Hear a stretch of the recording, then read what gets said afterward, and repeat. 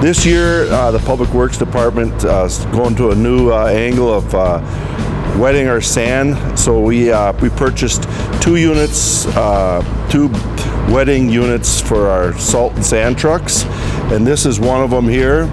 This is a 50-gallon tank, and we've got another 50-gallon tank on the other side, so it's 100 gallons, and this can hold salt brine, or you can add different magnesium products to it for the colder temperatures. Right now this one has salt brine in it, and the idea behind it is to pre-wet your sand prior to it being applied to the road. The reason for pre-wetting the sand is that one is salt and sand, the salt needs moisture to work. So by adding this liquid salt brine to that sand, you're activating the rock salt that's on the truck, and as it is applied to the road. The second part of it is that you're adding moisture to this product as it goes to the road, which allows it to stay in place where you put it on the road. If you put just dry salt and sand down, after about 18 to 20 cars driving over that salt and sand is now blown off to the edge of the road. So the idea is to, in the end, is to use less salt and sand, but have what you put down be more efficient.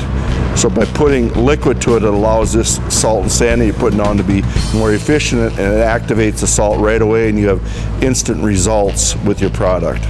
First of all, salt usually works down to about 15 degrees. That's kind of what they say the threshold is. After that, it doesn't do a lot. But when you wet your sand, they say you can get about maybe 6 degrees more out of it because you're activating that salt right away, so you've got a residue that stays there.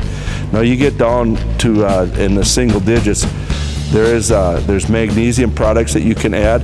Though we have another truck that's got some mag product on there right now, and that'll get you down into that single digit. But after you get much below 5 degrees, there's not a lot that works at that point. But with this product on the road, as soon as it does warm up, all of a sudden it'll start to work again. So the residue that you put down today will work 3 days from now if you get moisture. So the idea behind liquid application to salt and sand is the fact that you think, gosh, now they're putting more salt on there, but in essence, we want to put less salt down. We want to use less salt.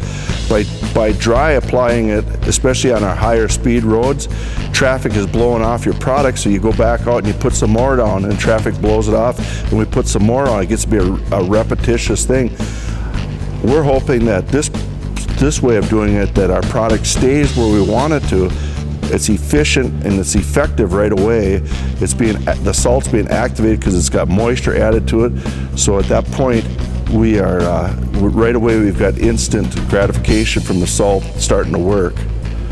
And the product currently, we're buying it from Candy County Public Works Department. We met with their staff out there about 3 weeks ago and had a little roundtable discussion with them on how to do it, and they've been doing it for a while, so they gave us some ideas, and so they're kind of helping us move forward with it.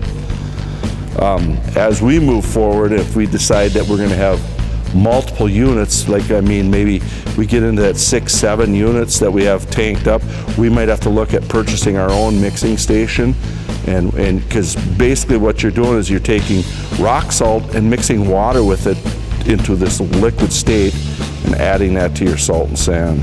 The cost of the tanks and the plumbing it and getting it set up was about $3,700, and so we had 2 of those set up for right now, and we hope to do 2 more. And by 4, that allows us to cover the 4 quadrants of town: north, southwest, east, and then kind of First Street. And I'm hoping as we replace units going forward that this would become standard equipment on all our units, so that at some point all 10 of our trucks would have it on there, but we're hoping to get 4 for right now.